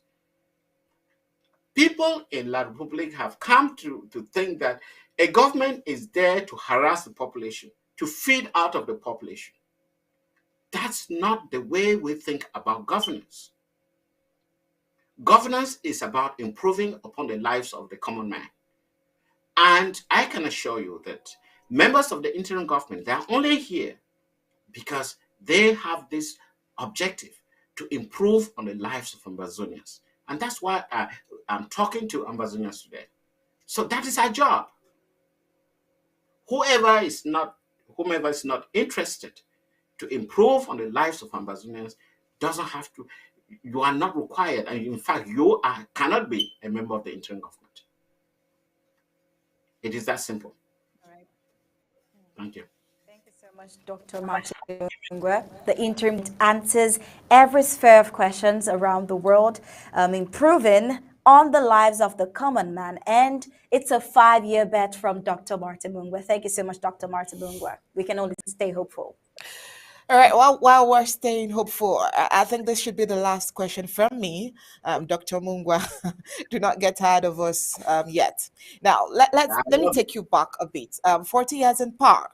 I mean, he's currently the oldest head of state. That's what Wikipedia says, anyways. So we saw videos of people celebrating his administration, and I was just wondering, what exactly are they celebrating? Because we saw them begging, picking food from the floor. Should it be 40 years of poverty and bad leadership?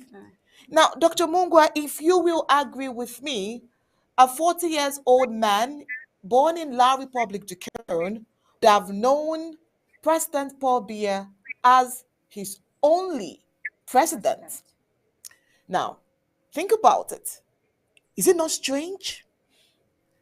What would you have to say about this? I believe that, anyway, thanks for that question. It's a very valid one. And it is a very sad story because I remember when I heard the news that Mr. Biya was head of state. And for some reason, the anger I had in me, I was a second year student at the university, just to be very exact, when Biya was head of state. And for some reason, I was just so angry And I have never, ever had any respect for this man, especially when I came back home and I saw exactly how the government was run. And I think I can say I think I had the right feeling. And it's even part of that feeling that I'm in the interim government today, because I've always looked for opportunities to fight this regime. In as much as I was so emotional, but something told me that somewhere you have to fight this regime. And this is probably the best time in my life, because finally I've come to a position where I believe we can fight this regime and beat it. Complete misery from the time this person came to power to today.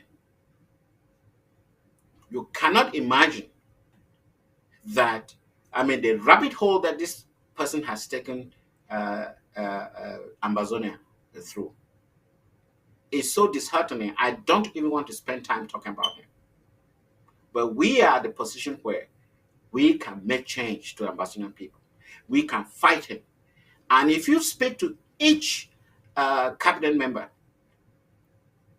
in the interim government today, they will all tell you that they share the same opinion I'm sharing with you today. Starting from our president, Dr. Samuel Komesako. He told me the same story. When he saw Biya government, the way they were treating Ambazonians, he knew the only option was to fight. And for some reason or some mysterious reason, we're able to assemble in a foreign land and we are fighting that government, that evil government.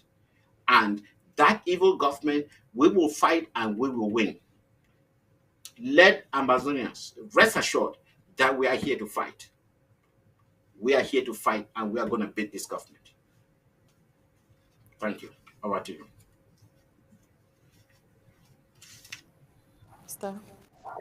I think that would be my last question already. I already gave up no other questions. You've already clarified my ambiguities.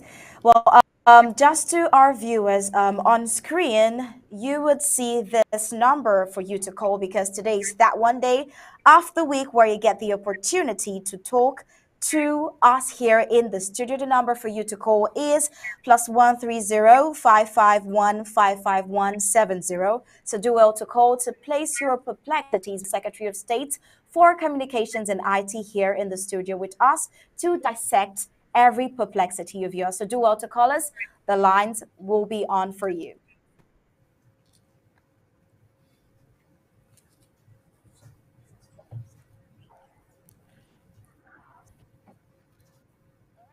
About that, we'll go for a very short break, and when we return, we would want to take your calls.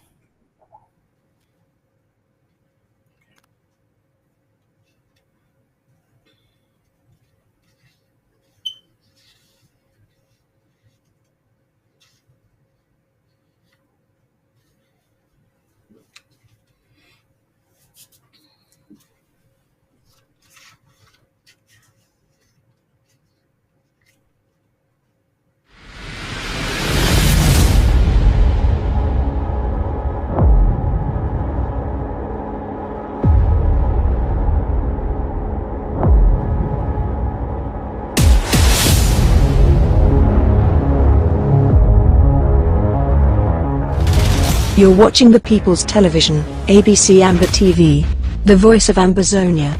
Stay tuned.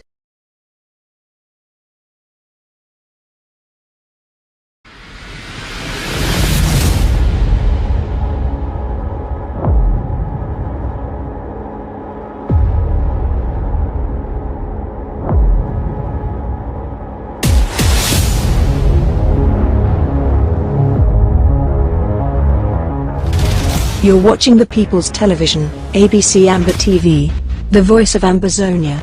Stay tuned.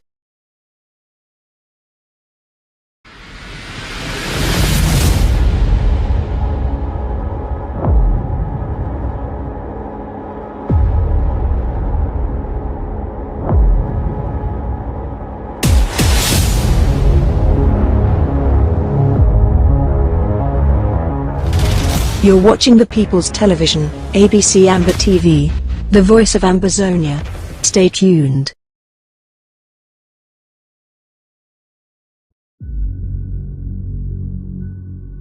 We the people, ABC Amber TV, Ambazonia Broadcasting Corporation. The voice of the voiceless, the voice of Ambazonia, connecting the world from Africa. With untold stories, Africa's best.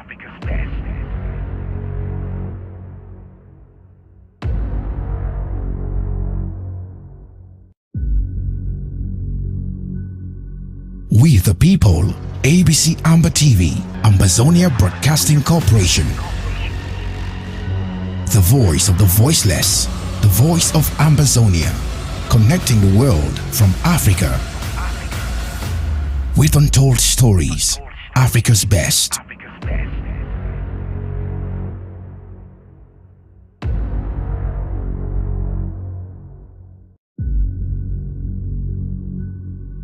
We the people, ABC Amber TV, Ambazonia Broadcasting Corporation.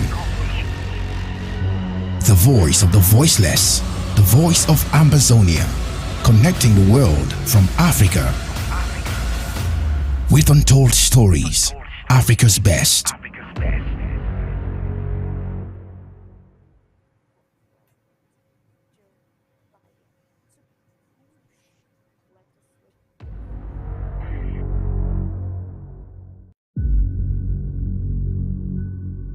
We the people, ABC Amber TV, Ambazonia Broadcasting Corporation. The voice of the voiceless, the voice of Ambazonia, connecting the world from Africa. With untold stories, Africa's best.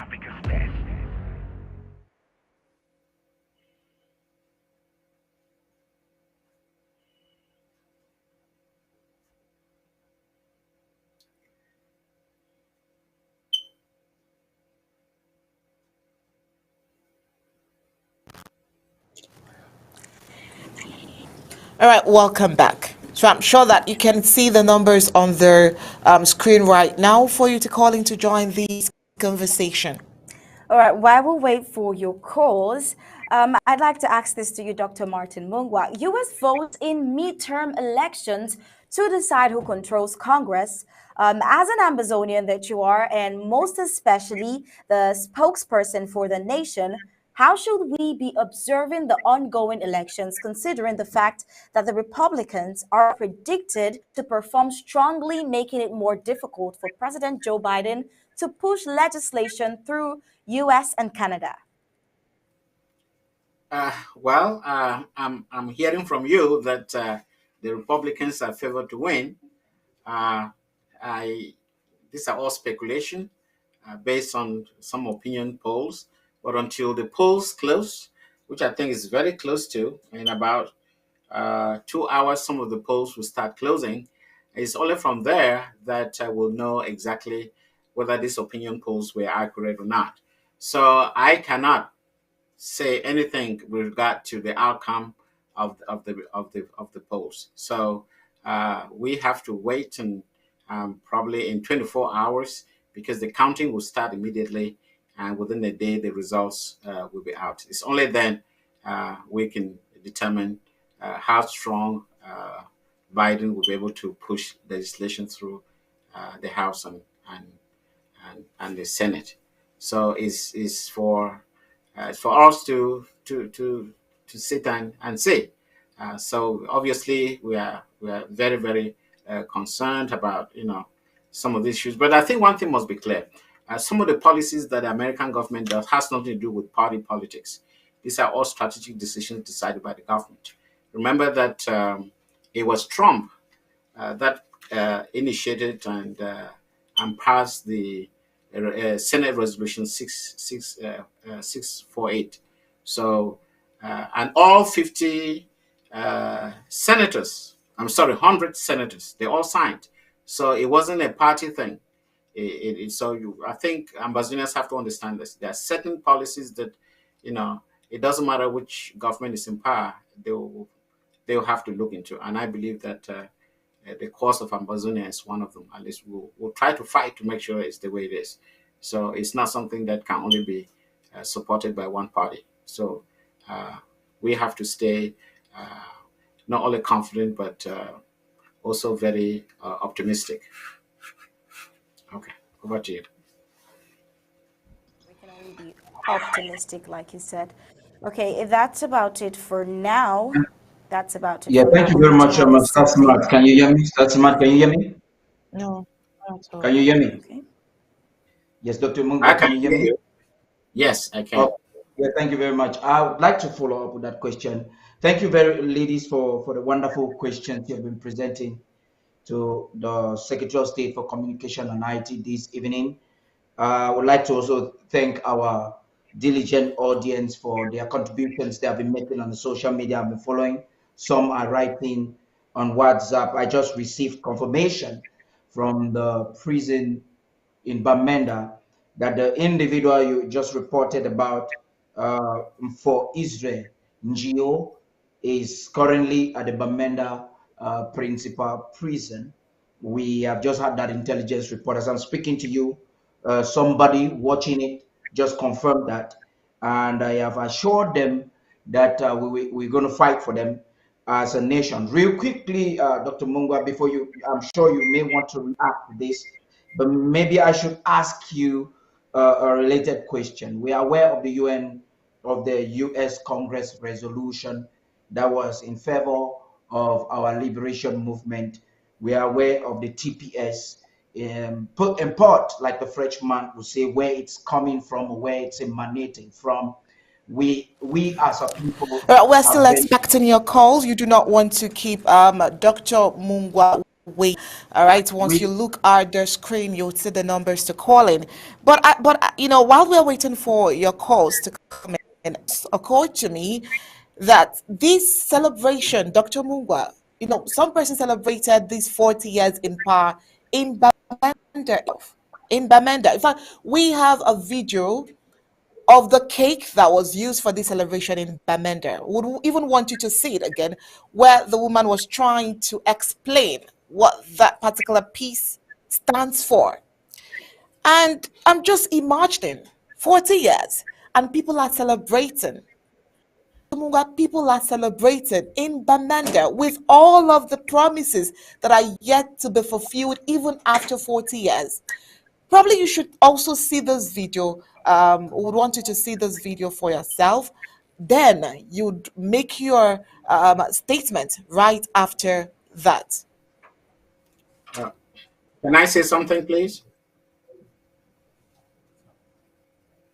Hello? Yes, Dr. Munga, go right Yes, ahead, Dr. please. Mungwa. I think Yeah, I I'm having think, an interference of sound from the yeah, two sides. Padi, I think there's a communication issue there. You had something to ask me, and Yes, yeah, you go were, right ahead. Go right ahead. Go right ahead, please. yeah, but I still didn't get your question, so I don't know what to talk about. You started something, and I didn't get Yes, the end of it. I was trying to relate the question based on the question that Star Smart asked you, in line with the U.S. position and the help they have offered Amazonia. Now we are aware of the TPS. We are aware of the Senate resolution, and I would like to know, like Star Smart was asking, from an Amazonian perspective, and like the spokesperson that you are, what should be our particular interest at this point following the midterm elections? We will define it after we get the results. We can't put the cart before the horse. The interim government is extremely dynamic. We understand the dynamics of the U.S. politics. So when we talk to senators, we don't just talk to Democratic senators. We don't talk only to Democratic congressmen. We speak to the American Senate or the American Congress. And I think Amazonia is equally important in the heart of Republicans as much as they are in the heart of of Democrats. So let this be understood. We understand the dynamics and we are working accordingly. So let's wait and get the results of the uh, of the midterm elections. Then we'll mount our actions accordingly. So there's no room for concern here. There are internal politics, I understand, that individuals may adhere to, but when it comes to Ambazonia, we are talking to the American government. We are not just talking to people of particular political persuasions. I hope I've answered the question. Yeah, thank you very much, Dr. Mungwa. I'm going to call on Studio 2 to now play the video they wanted to play.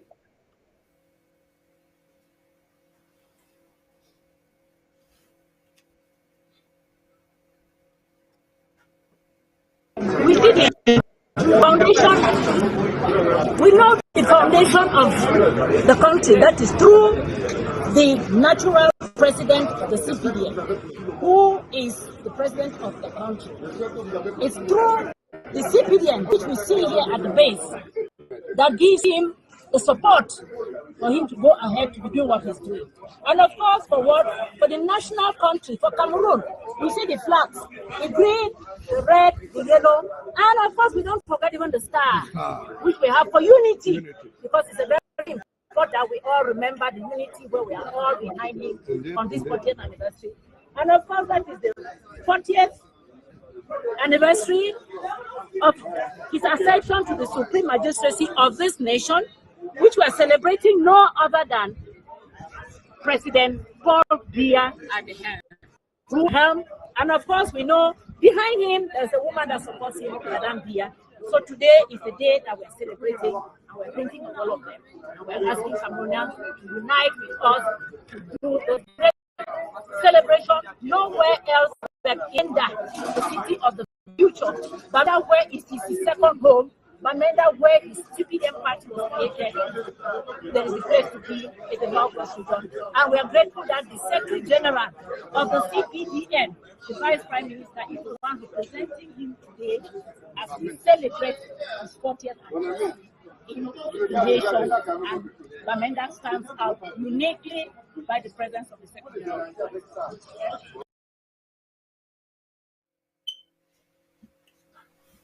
Okay, Now, well, yes, go ahead. Dr. Mungwa, please let me just so that I help you to take that question. You can see the desperation of La République du Cameroun CPDM surrogates to give some relevance to a man who has inflicted so much pain to their own people. If this is not greed, what can it be? Now, my question is, how do you think Amazonians, especially our women and children and young and youths who are bearing the brunt of this war, how do you think they should look at this situation, this provocation, I would say, and how should they react to it? Thank you, Paddy. I mean, I don't want to incite some sort of, I don't know how to call it,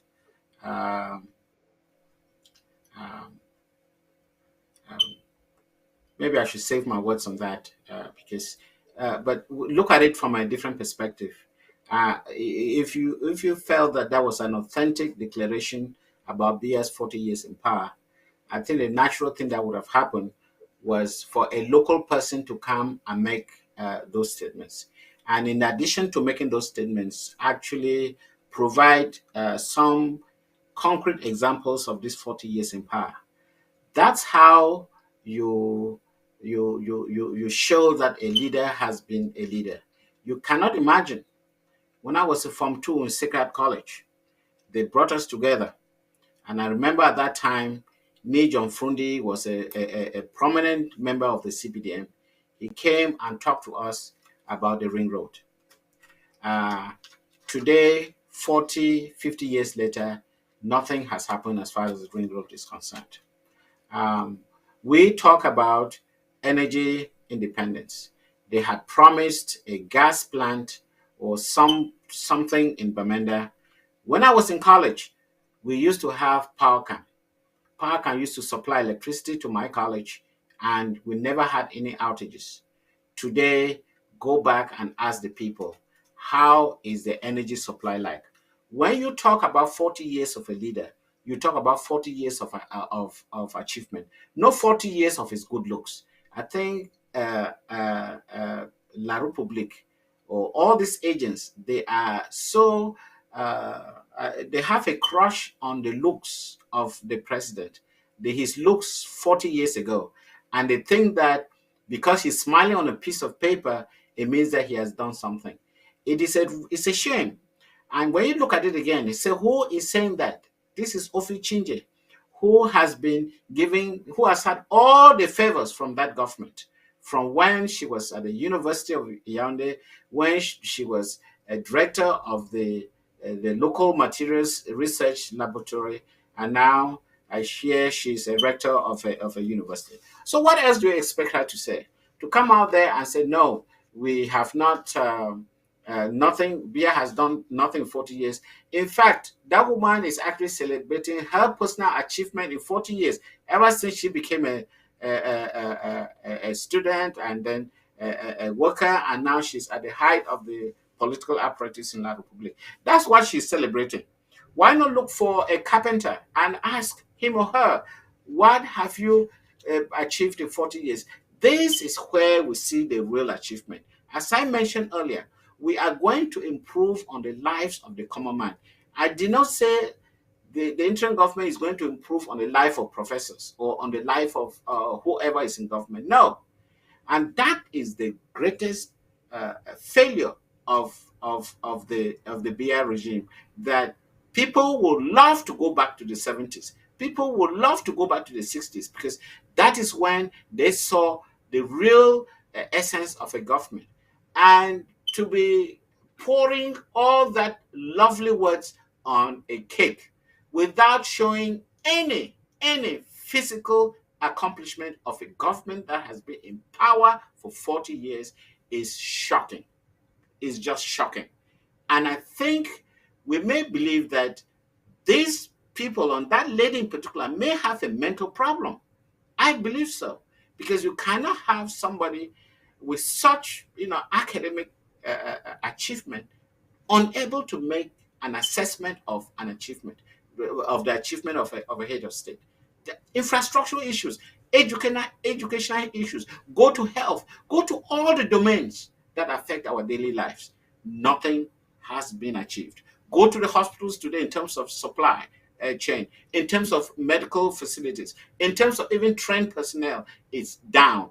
Everything is down. Is that what you call achievement? I don't think so. Over to you.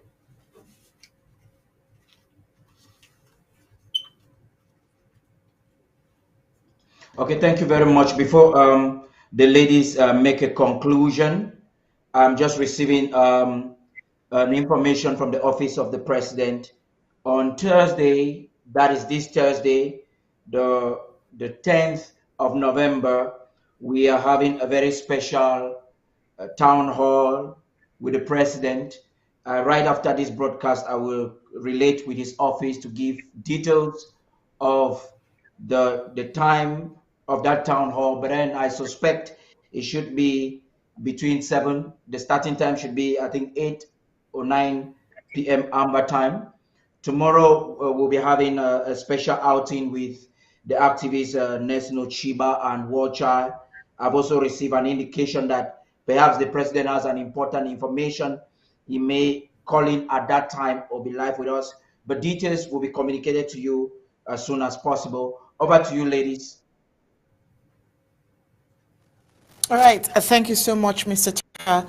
Thank you so much as well, Dr. Mungwa. But before we go, in summary of everything said here tonight, what would be your last words?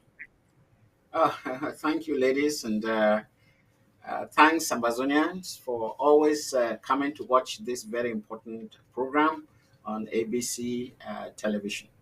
I'm always so happy to be here.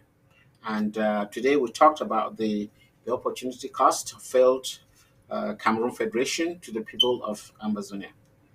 I want Amazonians to understand our quest to have complete independence cannot be shaken. And I just want Amazonians to trust in us and to fight with us so that we can attain this sovereignty.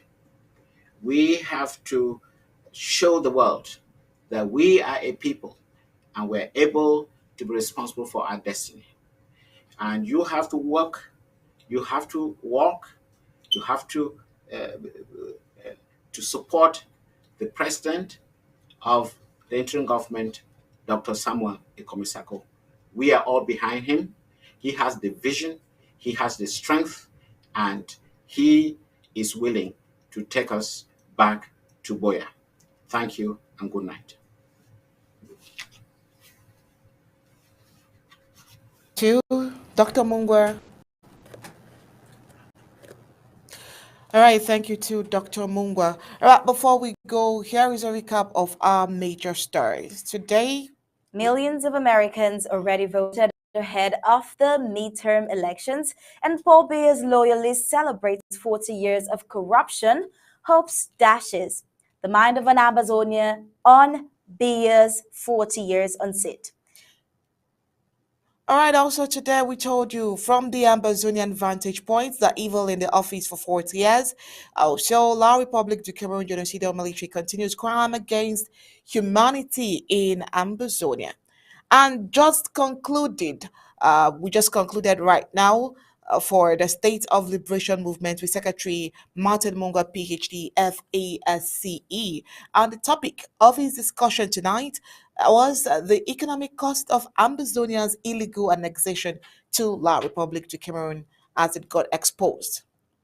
Now, that was it for Undaunted, bringing to the news Untold Stories. On behalf of Michael and Coach Smart and the entire Undaunted crew, we say thank you for tuning in. We'll leave you with ABC Amber TV images. Good night and God